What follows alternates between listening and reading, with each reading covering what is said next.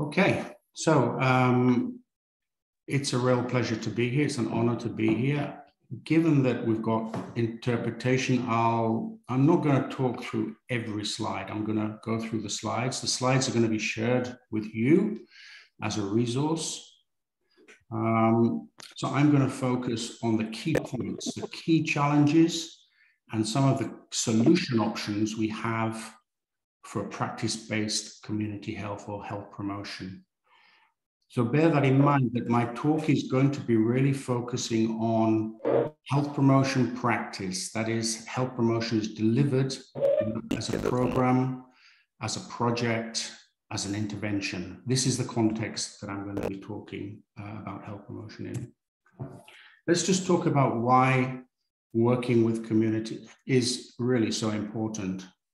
And for me, one of the key issues that I found with my experience is that community-based organizations and community groups act as a bridge between state policy and often the last point of service and delivery, such as mental health services or local authorities or a primary healthcare center. And this is why it's so important to stay connected with and to build community-based options for us to work with in health promotion. We also are able to build social relationships. We're also to provide skills.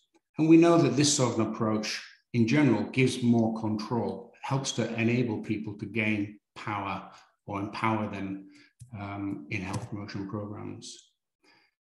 Essentially, it's about getting the basics right first. And by that, I mean, let's do what we know works. Let's listen and engage. Let's share both community priorities and our priorities.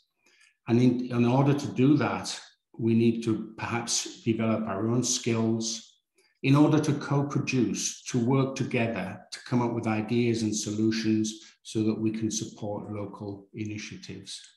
And from a professional perspective, we need to be competent to do that. And this has been one of the problems traditionally that we lack as a profession, the competencies and the confidence, the experience to work with communities. And I think that's why we don't see it so much in practice. We need to be better listeners so we can have a meaningful dialogue and also a meaningful working relationship where we can share and work and co-produce. And to do that, we need to be culturally competent. We need to work in cross-cultural contexts and understand other cultural perspectives. We need to invest in these 4 key areas in health promotion from a professional practice point of view around reaching the most vulnerable and underrepresented. We need to use interventions that we know, tailored interventions that we know from the literature, from the evidence, has the greatest impact, build our competencies. And we need to ensure that this network of community-based organizations and volunteers is sustainable. I just want to point out here that traditionally, community engagement has been based on a rural-based model. And as far as I know, there is no fully developed model or strategy for working with densely populated areas. The two contexts are very different. I saw this in West Africa during the Ebola outbreak, where had that virus spread into these sorts of densely populated slum areas, it would have been almost impossible to have worked in that context. They're inaccessible, they're not well organized, and there's often a lot of resistance. So without a fully developed, reliable strategy for this type of urban context, it presents a real risk in the future. The other issue I just want to, before I move on, is to dispel this myth that people don't want to be involved in health promotion or public health programs. There are lots of examples like these, where we can see where there's been a high level of participation, but it's true because from my own experience, the programs, I've been involved in programs that had very little participation. From my experience, it's about making sure that what we are doing is a priority for the stakeholders, for the community, or that they feel passionate about that subject. This is what motivates them, and this is what energizes people to get involved. People are passionate about climate change and get involved in that, but people are not necessarily passionate about obesity and changing their behavior. And we can see we've had lots of problems with this ourselves in health promotion, trying to get people involved in this issue. However, as we've also seen in other parts of the world, they do see it as a priority, and they are passionate about obesity in their own children. So this is the key difference, why people do or do not, I see it, get involved. Let's just look at quickly a couple of quick solutions for mobilizing and energizing communities that we know work in health promotion. Community champions or health champions has been used in a number of countries. In the United Kingdom, thousands have been recruited to promote health. These are local people that use their social networks and their experience to improve connections between resources and services and the people that need them the most. The key thing is they're versatile, and such as these ladies in the picture, organizing an exercise class, but they can plan and help communities to organize and share information about a range of issues. The key point here is these types of what I call credible connectors within community, health champions, can fast track trust building and energize communities. And this issue about trust and the need to build trust and how do we build trust and do we need to build trust is often an issue when we're working with community. It's often also a red herring because we don't necessarily need to do it. The other example is based on peer education, which we know works, and working in small groups. And I'm using the example from migrant mothers, madres comunitarias, or community mothers that has been used in a number of countries around the world, where peers, migrant mothers, help other migrant mothers, meeting small groups to discuss issues about access to services, access to cheap and culturally appropriate food, or work opportunities. The success of this type of an approach of using peer education and small groups together or separately is that essentially it's giving the stakeholders more control over decision-making. Essentially, it's enabling them to empower themselves. And this is the success of these types of programs.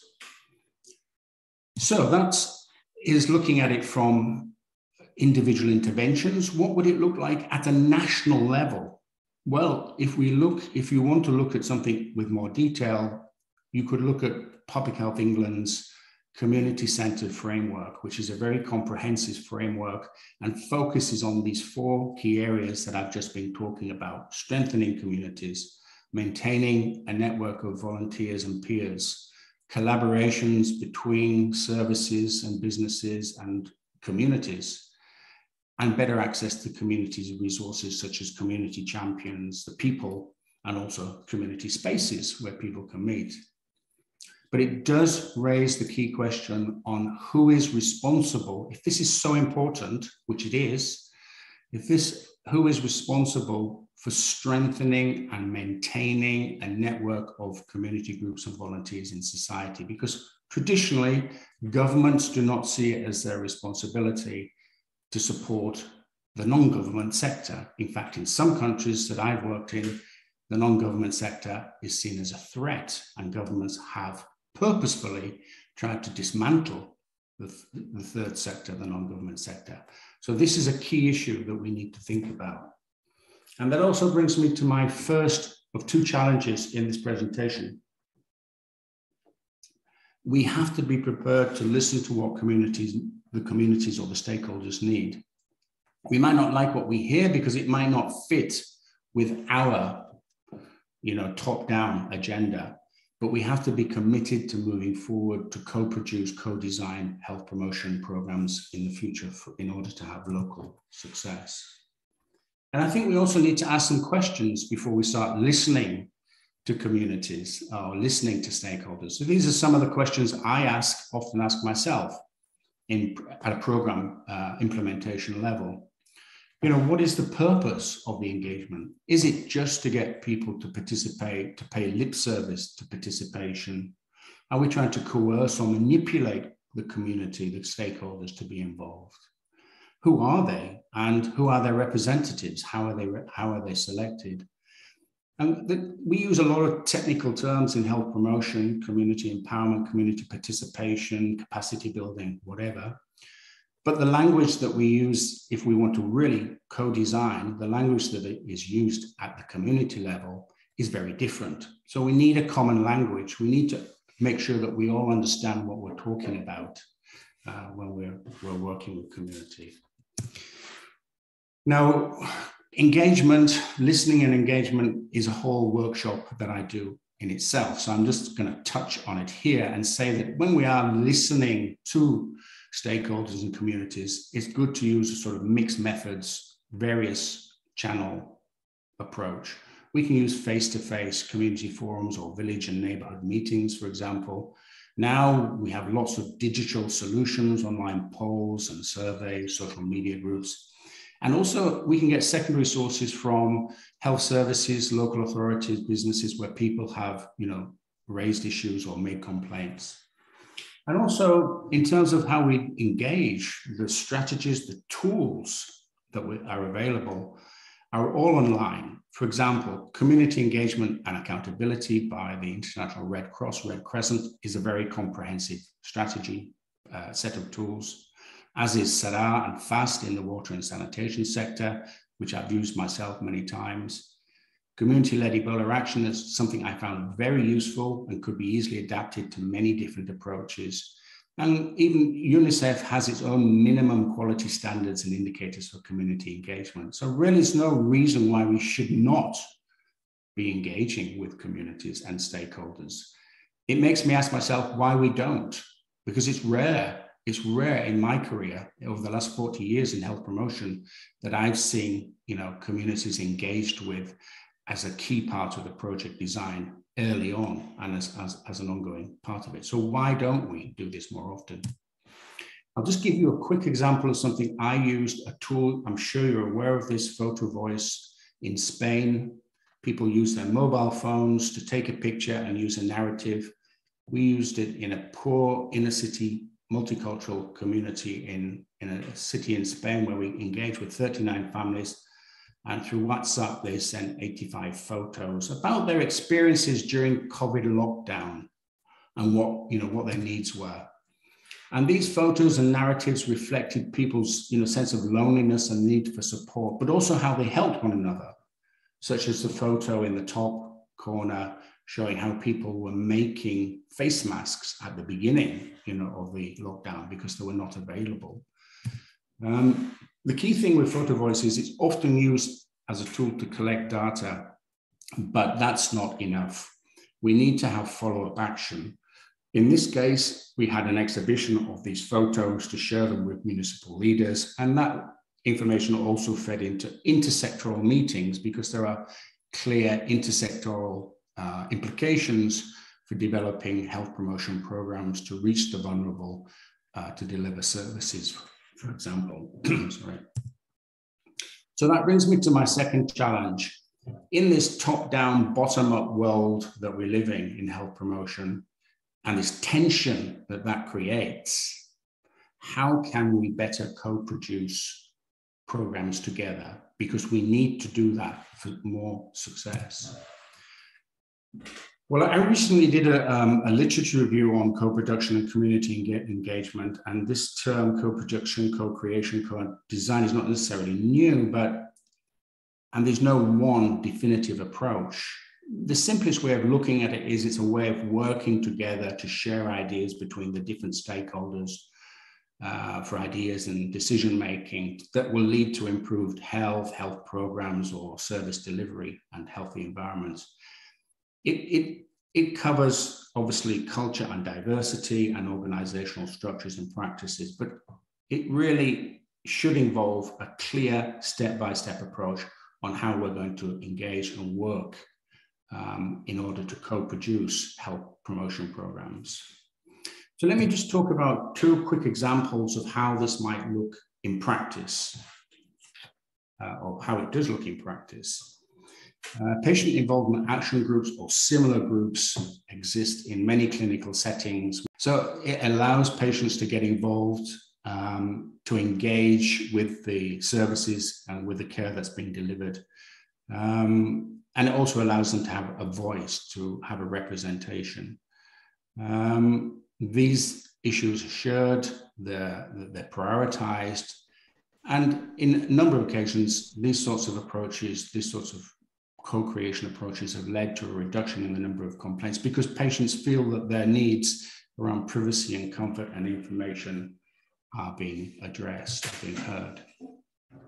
And from a community perspective, well, the Safer Park scheme is a scheme that's being used throughout the world as well. Countries like Pakistan, India, I came across it when I was working in New Zealand. Often parks, open spaces, particularly in inner city areas, have problems with crime and drug use and litter and graffiti. And this makes them dirty and unsafe for local residents to use, who often are low socioeconomic and they need to get access to them. So in this case, the city council employed people to clean up the parks and recruited community volunteers or community connectors to patrol the parks. But then there was a period of co-creation, of co-production, where local residents work with the Department of Conservation and City Council to develop and adopt a park scheme. And local residents were much more involved to raise money and clean the park and look after the park. And the City Council invested more resources such as exercise equipment. And this led to the parks being used, being available for families, for picnics and exercise, and therefore led to a more active and healthier community. So co-production is not new, it's simply about working together, and we can see many examples already in health promotion about how this is done. I think the way to improve this is for it to be more systematic and for it to begin at an early stage and to work all the way through. Now, I'm aware that many of you won't have time to, may have not understood my presentation or may not have time to read all the slides. So as a takeaway, there are just 5 key points that I think, the slides will be available, 5 key points that I think you should that you should really focus on. We need to listen, we need competencies, we need to co-produce, we need to work with community champions, community health workers, credible connectors to build trust and energize communities. And we need a network of community groups and volunteers that must be sustainable in order to work better at the community level in health promotion. So thank you, merci, and gracias a todo. And I'll now pass it over to Eric.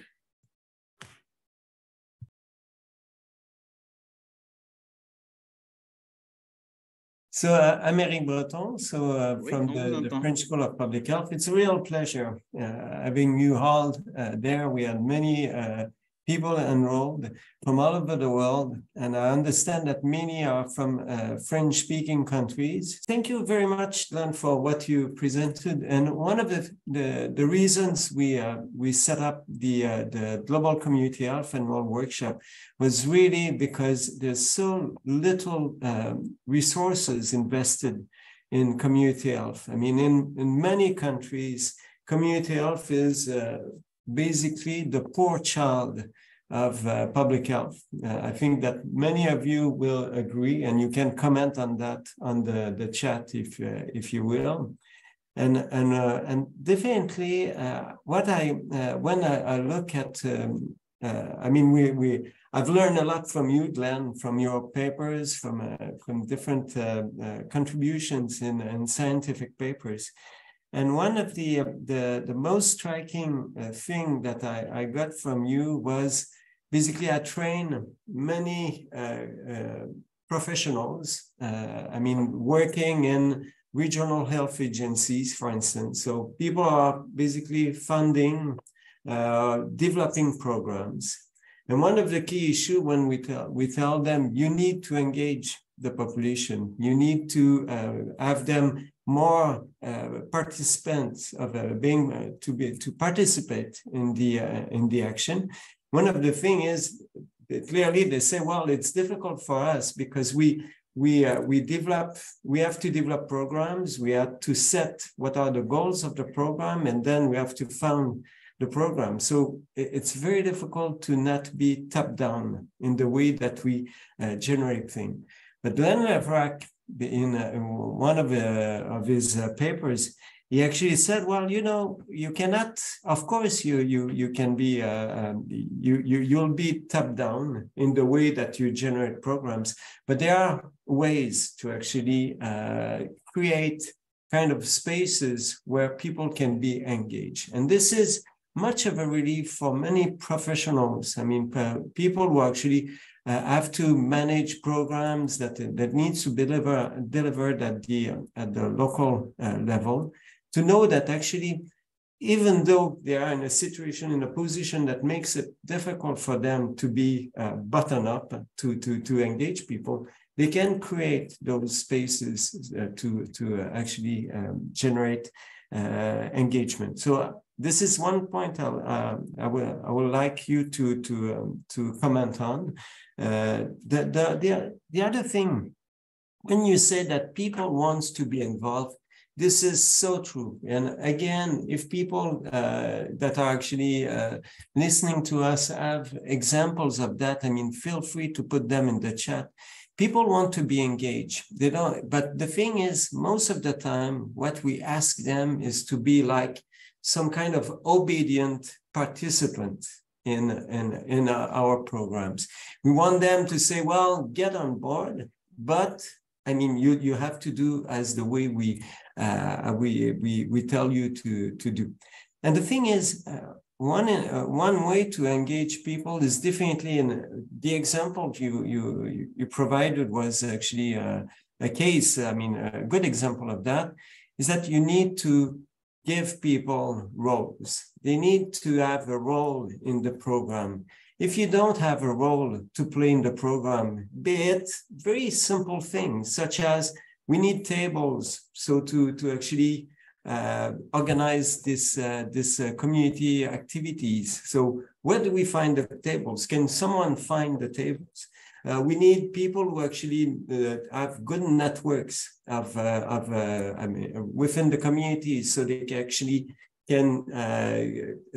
spread the news about what's going on. I mean, so you have a lot of expertise, knowledge, skills done there.